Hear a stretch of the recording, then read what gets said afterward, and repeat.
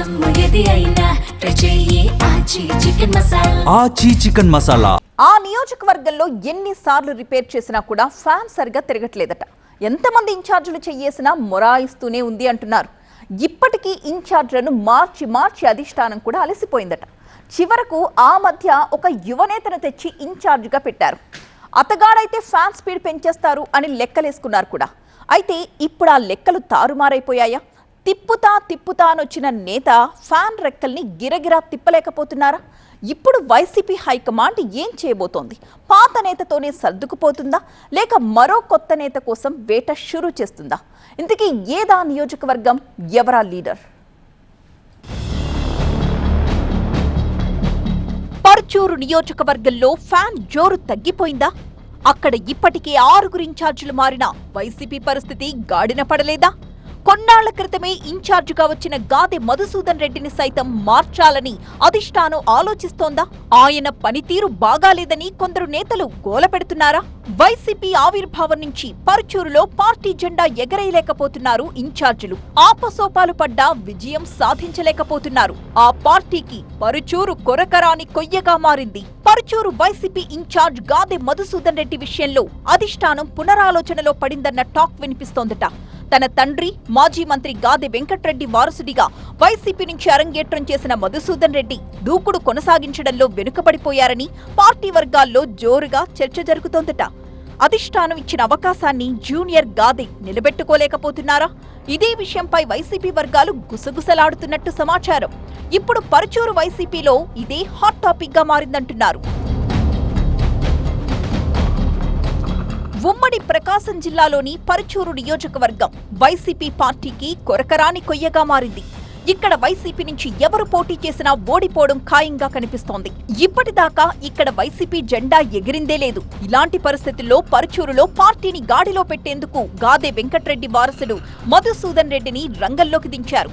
అయితే జూనియర్ గాదె తనదైన శైలిలో పార్టీ కార్యక్రమాలు నిర్వహిస్తున్నారు. గతంలో పనిచేసిన ఇన్ఛార్జిల్లా కాకుండా కార్యకర్తలకు అందుబాటులో ఉంటున్నారన్న పేరు తెచ్చుకున్నారు. అయితే టీడీపీకి దీటుగా మధుసూదన్ రెడ్డి కార్యక్రమాలు నిర్వహించలేకపోతున్నారట. టీడీపీ ఆవిర్భావం నుంచి ఇప్పటి వరకు 11 సార్లు అసెంబ్లీ ఎన్నికలు జరిగితే పరుచూరులో ఆ పార్టీ 7 సార్లు గెలిచింది. 4 సార్లు కాంగ్రెస్ విజయం సాధించింది. ఇక్కడ వైసీపీ వరుసగా 3 సార్లు ఓడిపోయింది. పరుచూరు నుంచి టీడీపీ అభ్యర్థిగా వరుసగా 2014, 2019, 2024 ఎన్నికల్లో గెలిచిన ఏలూరి సాంబశివరావు హ్యాట్రిక్ కొట్టారు. దీంతో ఈ నియోజకవర్గంలో టీడీపీ పార్టీ బలంగా పాతుకుపోయింది. పరుచూరు నియోజకవర్గంలో మొదటి నుంచి వైసీపీకి బలమైన నాయకత్వమే లేకుండా పోయింది అంటారు. పోటీ చేసిన ప్రతిసారి ఆ పార్టీ చతికిలపడుతూనే వచ్చింది. అయితే ఇక్కడి నుంచి వైసీపీ అభ్యర్థిగా ఒకసారి పోటీ చేసిన నేతకు మరోసారి పోటీ చేసే అవకాశం దక్కలేదు. ప్రతి ఎన్నికలకు కొత్త ఇన్ఛార్జ్ రావడం, కొత్త నేత బరిలో దిగడంతో నియోజకవర్గంపై అవగాహన పెంచుకోవడానికే సమయం సరిపోయేదట. ఇక నియోజకవర్గంలో కమ్మ సామాజిక వర్గంతో పాటు కాపు సామాజిక వర్గము బలంగా ఉంది. కూటమి పొత్తుతో ఈ 2 వర్గాలు టీడీపీకి అండగా ఉన్నాయి. దీంతో పరుచూరులో టీడీపీ గెలుపు నల్లేరుపై నడకలా మారిందట. ప్రస్తుతం గాదె మధుసూదన్ రెడ్డికి రాజకీయంగా కొంత ఇబ్బందికర పరిణామాలు నెలకొన్నాయనేది లోకల్ టాక్. గతంలో పరుచూరులో 3 సార్లు గెలుపొందిన గాదె కుటుంబానికి నియోజకవర్గంతో ఎంతో అనుబంధం ఉంది. మధుసూదన్ రెడ్డి రాకతో పరుచూరులో పార్టీ ప్రస్తుతానికి గాడిలో పడ్డట్టేనని వైసీపీ అధిష్టానం భావిస్తున్నా ఎక్కడో తేడా కొడుతోంది అంటున్నారట నేతలు. దానికి తగ్గట్టే ఫీల్డ్ లెవెల్లో పరిస్థితి కూడా ఉందని టాక్.